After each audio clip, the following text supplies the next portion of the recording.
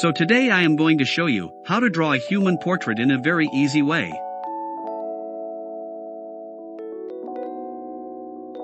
So let's begin then. So firstly, start by drawing a big circle for the face.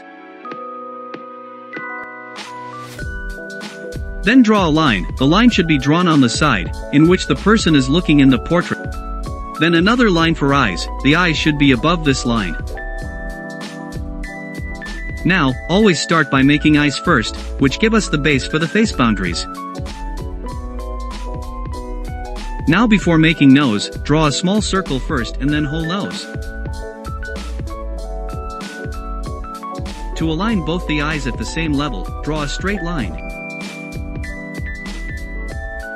Now, start making the face boundaries. For lips, draw some small lines to divide the upper and lower part of the lips. With the help of this technique, it will be more easy to make face.